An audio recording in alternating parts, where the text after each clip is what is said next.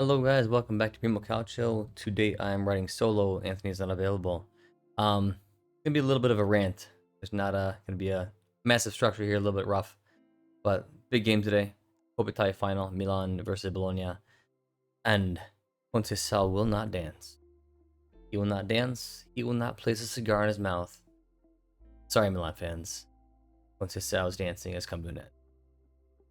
So let's go over the game a little bit. What went right, what went wrong. Pretty much everything Bologna did went right. They pressed the entire game. They implemented the typical Vincenzo Italiano style, and they did it very, very well, very effectively as well. They essentially pressed Milan from beginning to end. They had endless energy. They did not let Milan breathe. And while Milan has some quality players, they did not have the type of players who can get out of those types of situations, especially in midfield. Reinders can do it a little bit, but kind of had an off game. And honestly, he's just much better when he has more freedom to go forward and isn't stuck back in the mid role as much as he this time around. So Bologna had their number. Milan also, as they have had so many times this season, had absolutely zero identity. Nobody knows what this Milan does. I still don't know. Under Fonseca, they were promised, beautiful flowing football. Under Conceição, we were promised grit and a counterattacking style of defensive play. I don't see it. I didn't see great counterattacking play. I didn't see great defensive organization. I didn't see flowing football when Fonseca was here. I don't see any identity. Whereas, whether or not you like Italiano's style, whether or not you like his identity, he has one. It's strong, and his teams always play with it. You always know an Italiano team. They play the exact same way. That is what he instills very easily. His teams know what they need to do, and they get the job done. I don't really understand the identity portion of Conceição and what he's trying to put in his teams.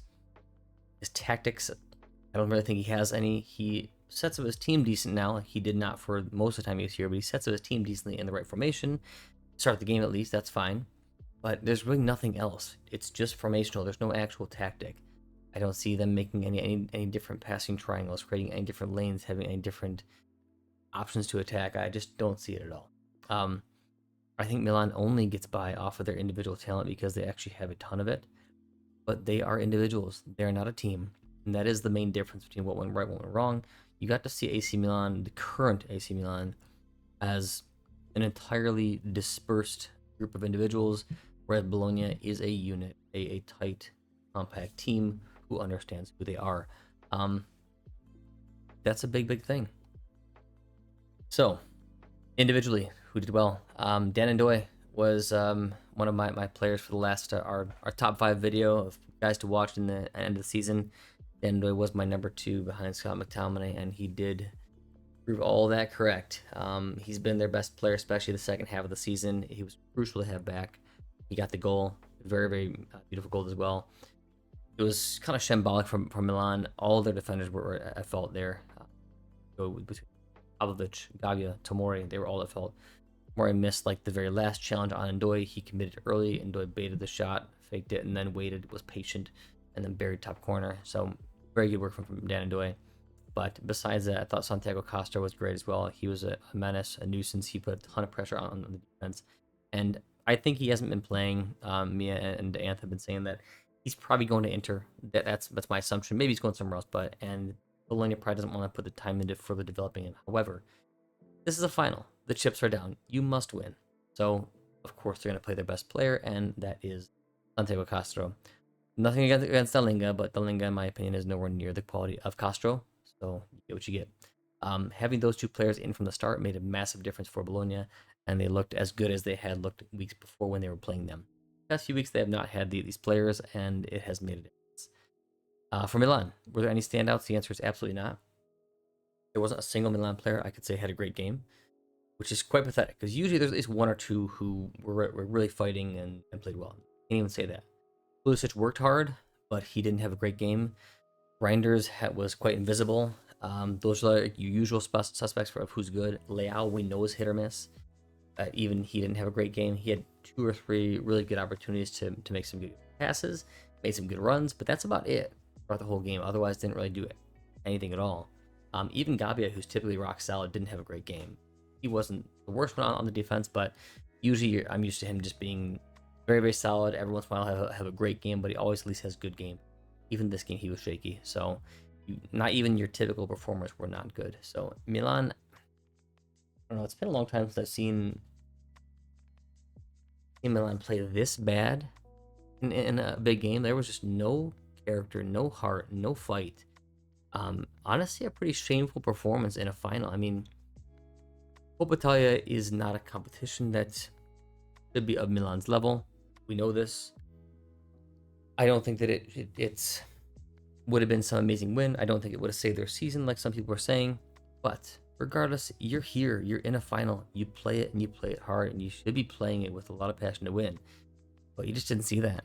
You didn't see them actually fighting, actually caring. I mean, we've seen Milan make so many comebacks throughout the year, and they're always pushing really hard towards the end. You just didn't see it. There was no actual belief. There was no players who really wanted it. Honestly, your best player was probably Chukwueze, who played for just a handful of minutes. He seemed like he actually wanted to do something. That's pretty pathetic when one of your worst players comes off the bench and actually has more of an impact than your entire team did. But that was Milan, and honestly, that's been Milan this whole season. They've had a good run of games recently. But always when you think that they're on their way up and they're climbing and they might be doing well, they always let you down. And that has been their MO all season. Nothing has changed. They have continued that run. So Milan is what they are this season and nothing different.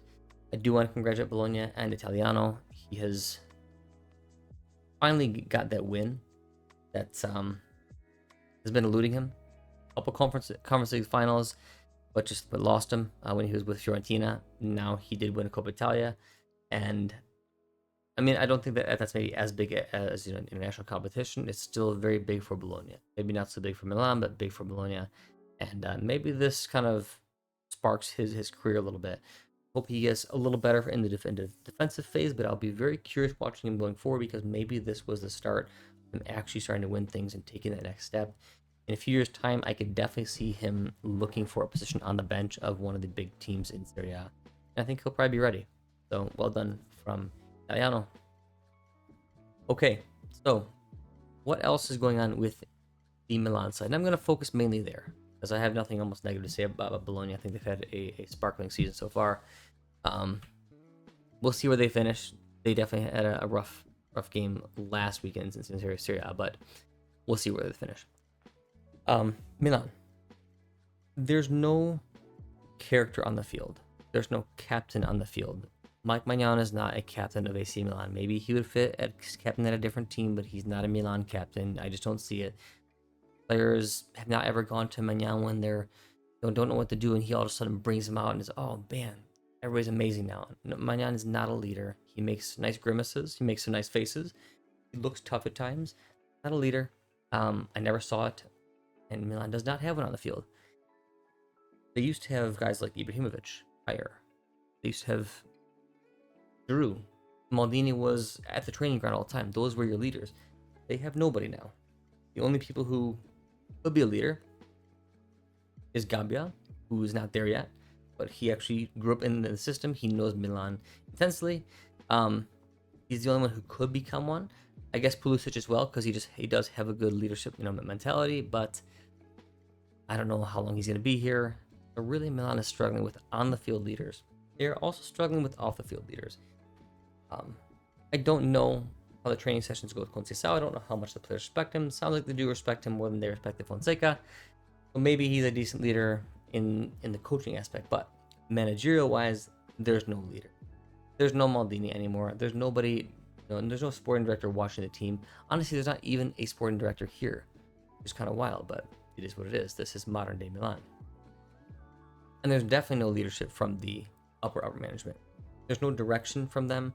There's no idea of how to build this team. They're just trying to buy random decent pieces and hope that they can all fit together in some weird conglomeration of crap. There's no leadership from top, bottom, and you can see it, and it permeates through the team. So that's the issue on the field.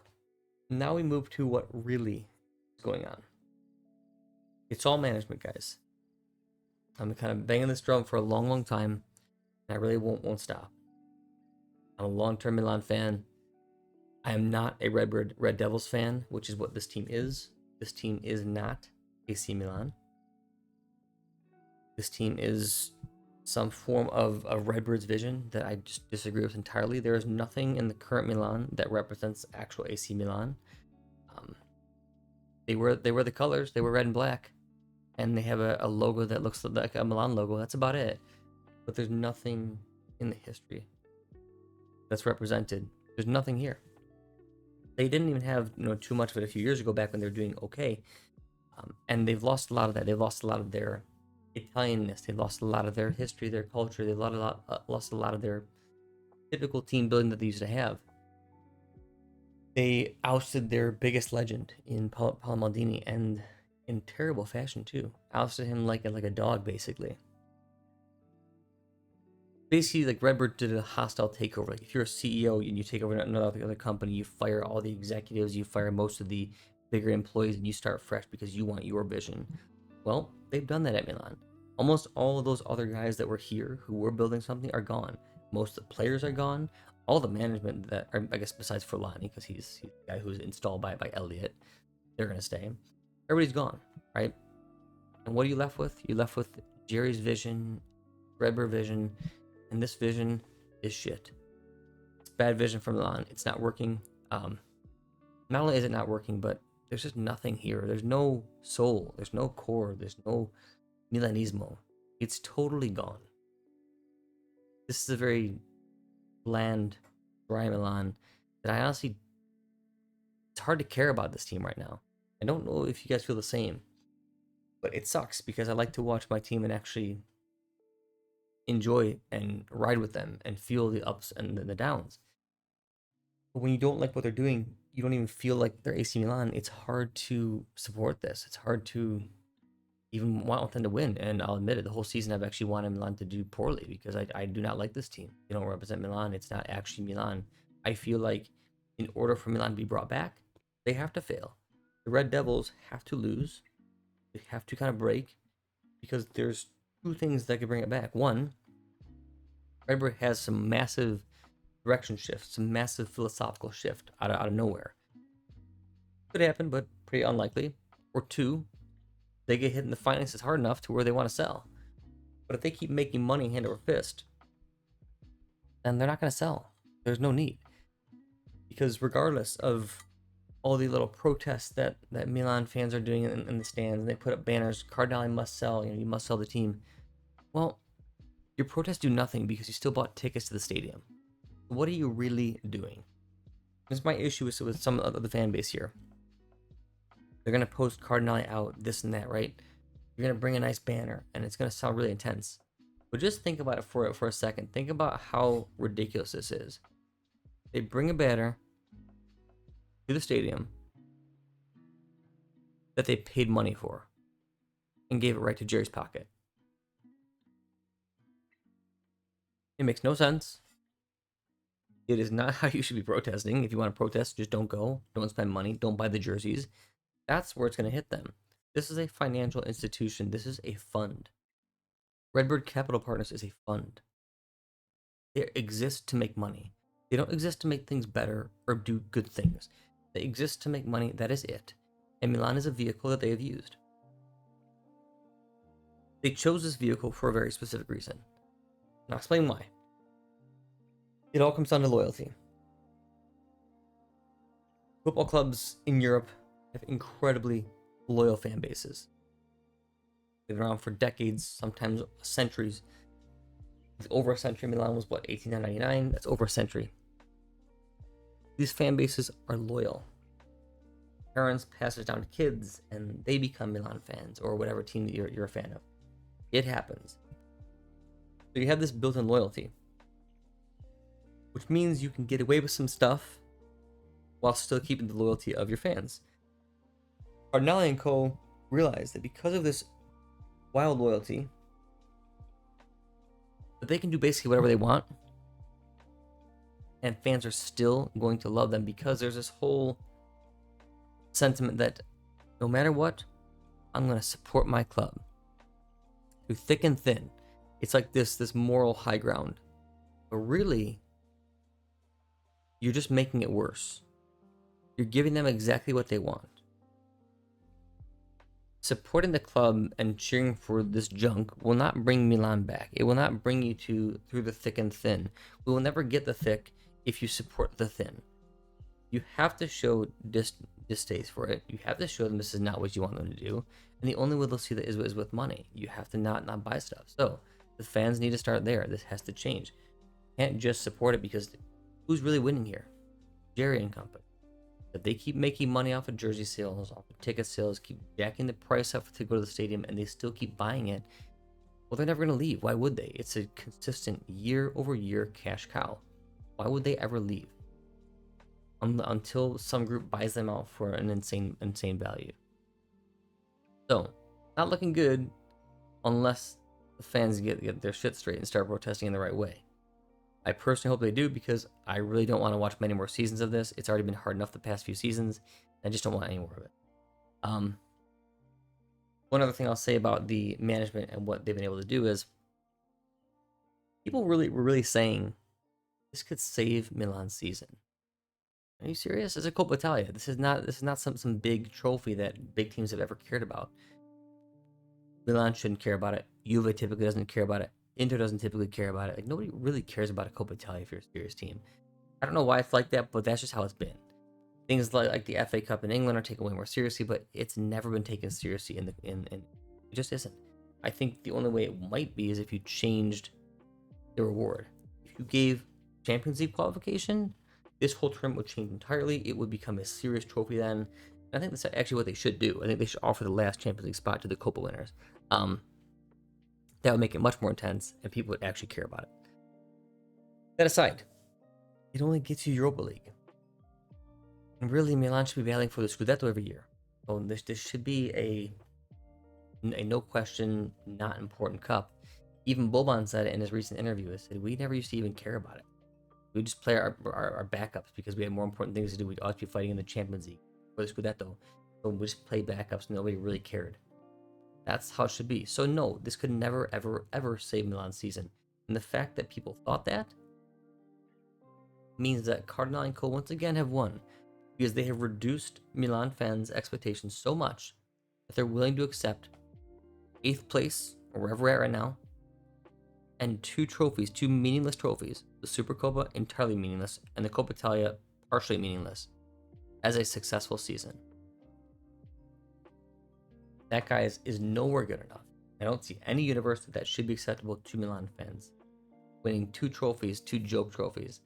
No, this should not happen. That's not right. That is not where Milan's level should be. I disagree with that entirely. So, problem lies with management. And the issues is bleeding down to the fans. And the fans are accepting it because of this blind loyalty.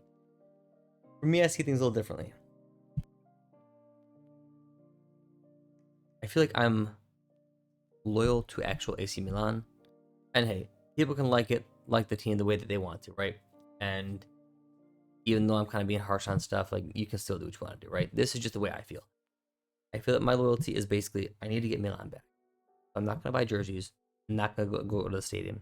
I'm not going to support this mess. I'm not just going to say, yes, support the team, just blind support, sheep support. I'm not going to do that. Because what I think is I want Milan back. I support actual AC Milan, not the Red Devils. So I need them out as fast as possible.